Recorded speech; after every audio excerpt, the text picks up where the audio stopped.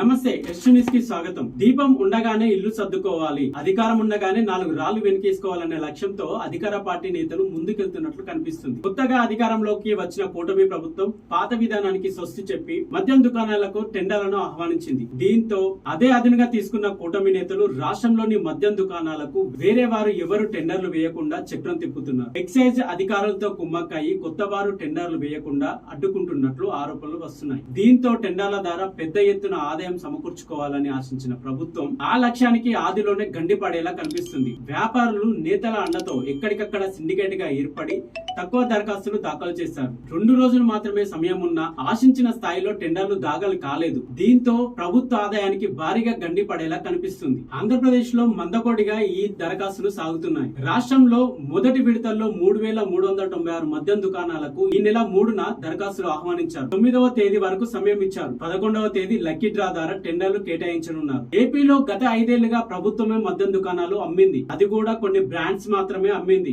దీంతో ప్రభుత్వం మద్యం విధానంపై సర్వత్రా విమర్శలు వచ్చాయి. దీంతో తమ ప్రభుత్వం అధికారంలోకి వచ్చిన తర్వాత మద్యం దుకాణాలను ప్రైవేట్ వ్యక్తులకు కేటాయిస్తామని, అన్ని రకాల బ్రాండ్స్ ని అందుబాటులోకి తెస్తామని కూటమి నేతలు చెప్పడం జరిగింది. అందుకు అనుగుణంగానే ప్రైవేట్ మద్యం దుకాణాలు ప్రభుత్వం టెండర్లను ఆహ్వానించింది. ప్రైవేట్ మద్యం దుకాణాలకు టెండర్లు పిలిచి 6 రోజులు గడిచింది. ప్రైవేట్ మద్యం దుకాణాలకు పెద్ద మొత్తంలో దరఖాస్తులు వస్తాయని, దరఖాస్తుల ద్వారా కోట్లాది రూపాయల ఆదాయం ప్రభుత్వానికి వస్తుందని నేతలు, అధికారులు ఆశించారు. అయితే అందుకు విరుద్ధంగా 6 రోజులు గడిచినా ఆశించిన స్థాయిలో దరఖాస్తులు రావడం లేదు. సోమవారం నాటికి 3,396 దుకాణాలకు కేవలం 8,274 దరఖాస్తులు మాత్రమే వచ్చాయి. మొత్తం మీద ఒక్కో దుకాణానికి 3 దరఖాస్తులు మాత్రమే వచ్చాయి. భారీ ఎత్తున సిండికేట్లుగా మారడంతో ప్రభుత్వం అంచనాల కంటే తక్కువగా మద్యం టెండర్లు అవుతున్నాయి. మరో 3 రోజుల్లో టెండర్ల దాఖలు ముగియనుంది. ఇప్పటి వరకు దాఖలైన టెండర్లలో అత్యధికంగా విజయనగరం జిల్లా 855 టెండర్లు దాఖలు కాగా, అత్యల్పంగా మన్యం జిల్లాలో కేవలం 174 టెండర్లు మాత్రమే దాఖలయ్యాయి. తిరుపతి, నెల్లూరు జిల్లాలో అయితే మద్యం టెండర్లలో సీన్ రివర్స్ అయ్యింది. తిరుపతి జిల్లాలో 227 షాపులకు కేవలం 165 టెండర్లు మాత్రమే వచ్చాయి. నెల్లూరు జిల్లాలో 182 షాపులకు 179 టెండర్లు మాత్రమే దాఖలయ్యాయి. తిరుపతి, నెల్లూరు జిల్లాల్లో కొన్ని షాపులకు టెండర్లు వేసేందుకు వ్యాపారులు ముందుకు రావడం లేదు.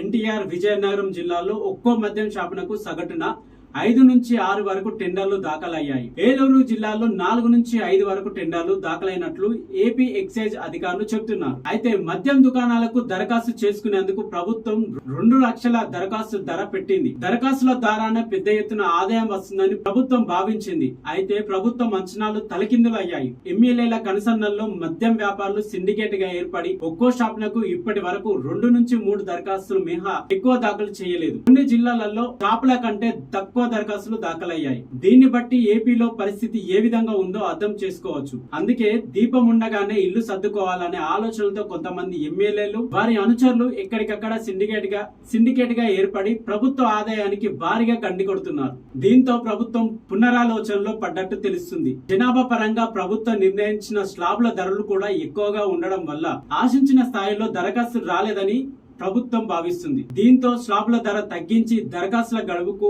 మరిన్ని రోజుల సమయం ఇవ్వాలని యోచిస్తున్నట్టు తెలుస్తుంది. మొత్తం మీద ఆకలితో ఉన్న కూటమి నేతలు సిండికేట్లుగా ఏర్పడి ప్రభుత్వ ఆదాయానికి గండి కొడుతున్నారనేది పలువురు ఆరోపిస్తున్నారు. సో చూద్దాం ఏపీలో టెండర్ల ప్రక్రియ ఎలా కొనసాగుతుందో, అసలు ఎన్ని టెండర్లు వస్తాయో వేచి చూడాల్సిన అవసరం ఉన్నది. సో చూస్తూనే ఉండండి ఎస్టూనిస్. Thank you.